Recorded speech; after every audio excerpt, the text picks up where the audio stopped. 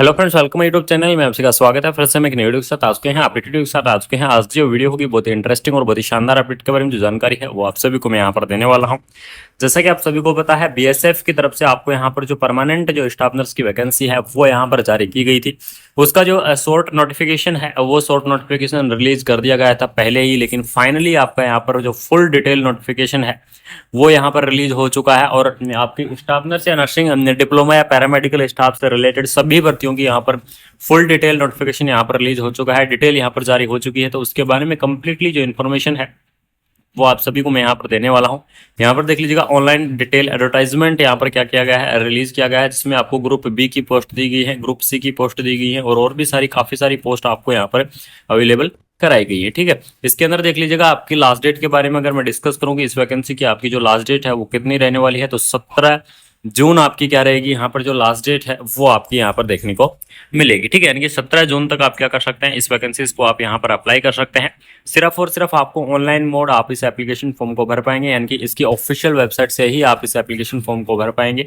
यहाँ पर देख लीजिएगा, आपको एसआई यानी कि स्टाफ नर्स की जो पोस्ट है वो आपको देखने को मिल जाएगी। लेवल 6 के आधार पर आपकी जो सैलरी है वो रहने वाली है, यानी कि 1,12,000 रुपए तक आपकी जो सैलरी है वो आपको यहाँ पर देखने को मिलेगी।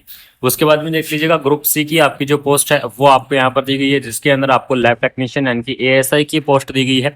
इसके अंदर आपको लेवल 5 के हिसाब से सैलरी रहेगी, 29,200 से लेकर 92,000 रुपए तक सैलरी आपको देखने को मिल जाएगी। उसके बाद में आपको फिजियोथेरेपिस्ट की पोस्ट है, इसके अंदर आपको सारी डिटेल यहाँ पर दे दी गई है। आपकी कितनी हाइट रहेगी, कितना आपकी दौड़ रहेगी, सारी चीज़ आपको यहाँ पर दी गई है। लास्ट डेट के बारे में यहाँ पर देख लीजिएगा कि एप्लीकेशन फॉर्म आपके कब से लास्ट डेट होंगे, तो 30 यानी जिस दिन से आपका एडवर्टाइजमेंट यहाँ पर रिलीज किया गया था, ऑफिशियल वेबसाइट है से उस दिन से लेकर और 30 दिन तक आप क्या कर सकते हैं, इस वैकेंसी को अप्लाई कर सकते हैं। यानी कि 17 जून तक आप क्या कर पाएंगे, इस वैकेंसी को अप्लाई कर पाएंगे। ठीक है, यानी कि 17 जून इसकी क्या आपको देखने को मिल जाएगी, लास्ट डेट है वो आपको देखने को मिल जाएगी। तो ये आपके लिए सबसे बड़ी इंपॉर्टेंट चीज़ है। Candidate must be a citizen of India, यानी कि इंडिया का कैंडिडेट होना चाहिए। बात करें इसके अंदर क्वालिफिकेशन के अंदर कि कौन कौन कैंडिडेट इस वैकेंसी को यहाँ पर अप्लाई कर सकता है, तो यहाँ पर देख लीजिएगा, ऐसा ही जो स्टाफ नर्स की आपकी पोस्ट है, सबसे पहले भी चीज 12th पास आपके पास होनी चाहिए। उसके बाद में डिग्री या डिप्लोमा होना चाहिए आपका नर्सिंग का। ठीक है, नर्सिंग का डिग्री या डिप्लोमा होना चाहिए आपके पास, यानी कि जीएनएम जो कैंडिडेट हैं वो भी इस वैकेंसी को अप्लाई कर सकते हैं। बीएससी नर्सिंग कैंडिडेट भी इस वैकेंसी को अप्लाई कर पाएंगे।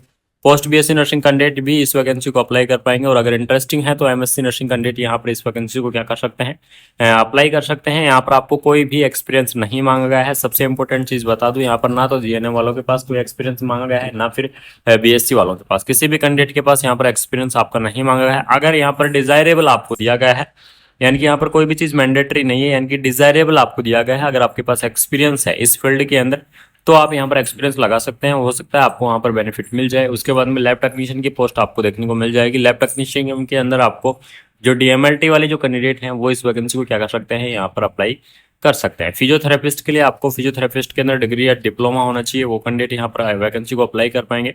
एज लिमिट के बारे में यहाँ पर देख लीजिएगा, एज लिमिट आपको दी गई है। ऐसा ही यानी कि जो स्टाफ नर्स की पोस्ट है उसके लिए 21 से 30 आपकी एज लिमिट यहाँ पर रहेगी। लैब टेक्नीशियन की 18 से 25 एज लिमिट आपको देखने को मिल जाएगी। और एएसआई की आपको 20 से 27 जो एज लिमिट है वो आपको यहाँ पर देखने को मिलेगी। ठीक है, ये आपका क्या है, एज लिमिट का क्राइटेरिया या फिर एज रिलैक्सेशन का क्राइटेरिया भी आपको यहाँ पर देखने को मिल जाएगा कि आपकी एज रिलैक्सेशन कितनी मिलने वाली है।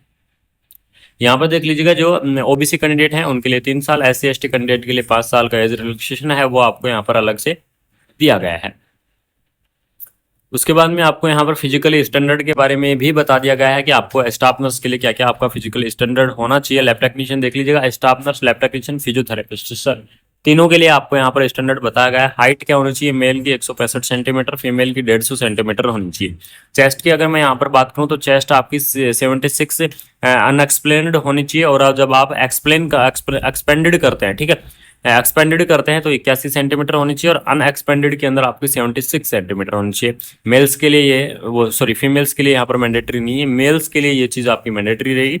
वेट यहाँ पर देख लीजिएगा, कोरस्पॉन्डिंग टू हाइट के अनुसार आपका जो यहाँ पर वेट है वो आपका रहना चाहिए। मेडिकल स्टैंडर्ड की भी आपको यहाँ पर डिस्कशन किया गया है कि आपकी आंख 6/6 की होनी चाहिए। आपकी जो आईज है, बेटर आई आपकी 6/6, वरज आई है आपकी 6/9, ये आपको यहाँ पर देखने को मिल जाएंगी। ठीक है, visual corrections and the kind not permitted, यानी कि अगर कोई भी आपके पास करेक्शंस है ग्लासेस के द्वारा तो वो यहाँ पर परमिटेड, आपको यानी कि परमिशन नहीं दी जाएगी इस चीज़ की।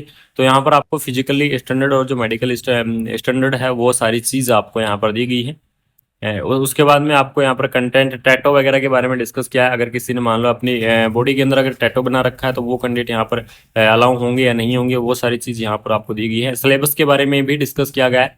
इस जो सिलेक्शन प्रोसीजर है वो आपकी किस प्रकार से रहने वाली है। तो इसकी जो फर्स्ट स्टेज रहेगी या फिर फर्स्ट फेज रहेगी, फर्स्ट फेज के अंदर आपका यहाँ पर क्या होगा, रिटन एग्जाम आपका यहाँ पर करवाया जाएगा और उसके बाद में आपके डॉक्यूमेंट्स वेरिफिकेशन होंगे। तो उसके लिए आपको यहाँ पर जो सिलेबस है वो आपको यहाँ पर दे दिया गया है। सिलेबस के बारे में भी आपको डिस्कस कर दूंगा, एक एक्सप्लेन वीडियो बना दूंगा आपके लिए। यहाँ पर देख लीजिए, जंप के बारे में डिस्कस किया गया है कि फिजिकली जो एफिशिएंसी जो टेस्ट है उसके बारे में भी डिस्कस का यहाँ पर कर दिया गया है। रन यानी कि आपकी दौड़ रहेगी मेल्स के लिए 1.6 किलोमीटर और फीमेल्स के लिए 800 मीटर की रहेगी। लॉन्ग जंप आपकी मेल्स के लिए 11 फीट रहने वाली है, फीमेल्स के लिए 8 फीट रहने वाली है। और आपको 11 फीट के लिए 3 चांस दिए जाएंगे और फीमेल को भी आपको यहाँ पर 3 चांस रहने वाले हैं। ठीक है, हाइट जंप की अगर मैं यहाँ पर डिस्कस करूँ 3.5 फीट आपकी 3 चांस के अंदर मेल को दिए जाएंगे और 2.5 फीट आपको 3 चांस के अंदर आपको यहाँ पर मेल फीमेल को दिए जाएंगे। तो इस प्रकार से आपकी यहाँ पर रहने वाली है। मेडिकल आपका एग्जाम करवाया जाएगा, मेडिकल एग्जामिनेशन आपका होगा।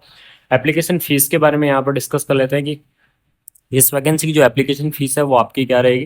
तो इसमें आपको देख लीजिएगा, जो स्टाफ नर्स की पोस्ट है उसके लिए आपको 200 रुपये एप्लीकेशन फीस रहेगी। बाकी जो ग्रुप सी की पोस्ट है उसके लिए 100 रुपये आपकी जो एप्लीकेशन फीस है वो आपको यहाँ पर देखने को मिल जाएगी। और एप्लीकेशन फीस को आप नेट बैंकिंग के माध्यम से पे कर सकते हैं, क्रेडिट कार्ड या डेबिट कार्ड से पे कर सकते हैं, या फिर नियरेस्ट ऑथोराइज जो कॉमन सर्विस सेंटर हैं वहीं से भी आप क्या कर सकते हैं, इस जो एप्लीकेशन फीस है इसको आपको पे कर सकते हैं। ऑफिशियल वेबसाइट के बारे में अगर मैं डिस्कस कर दूं तो ऑफिशियल वेबसाइट देख लीजिएगा, rectt.bsf.gov.in क्या है, इसकी ऑफिशियल वेबसाइट है। इसी ऑफिशियल वेबसाइट से जो एप्लीकेशन फॉर्म है वो आपके यहाँ पर क्या किए जाएंगे, अप्लाई किए जाएंगे। और ऑनलाइन मोड आपका जो एप्लीकेशन फॉर्म रहने वाला है, तो सभी साथियों को इसमें सिर्फ और सिर्फ ऑनलाइन माध्यम से ही इस एप्लीकेशन फॉर्म को भरना होगा।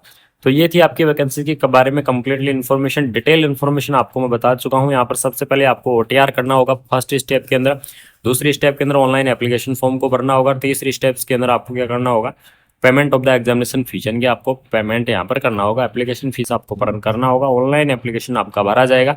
तो ये सारी जानकारी थी जो डिटेल में चर्चा थी वो कर चुका हूँ, यानी कि आप सभी को डिटेल अपडेट यहाँ पर बीएसएफ की जो वैकेंसी है उससे रिलेटेड दे चुका हूँ। अगर फिर भी किसी कैंडिडेट को कोई डाउट है, कुछ क्वेश्चन है, तो आप कमेंट बॉक्स के अंदर कमेंट कर दीजिएगा, उनके सभी के डाउट यहाँ पर या सभी के कमेंट का मैं जवाब दूंगा।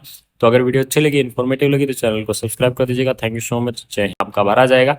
तो ये सारी जानकारी थी जो डिटेल में चर्चा थी वो कर चुका हूँ, यानी कि आप सभी को डिटेल अपडेट यहाँ पर बीएसएफ की जो वैकेंसी है उससे रिलेटेड दे चुका हूँ। अगर फिर भी किसी कैंडिडेट को कोई डाउट है, कुछ क्वेश्चन है, तो आप कमेंट बॉक्स के अंदर कमेंट कर दीजिएगा, उनके सभी के डाउट यहाँ पर या सभी के कमेंट का मैं जवाब दूंगा।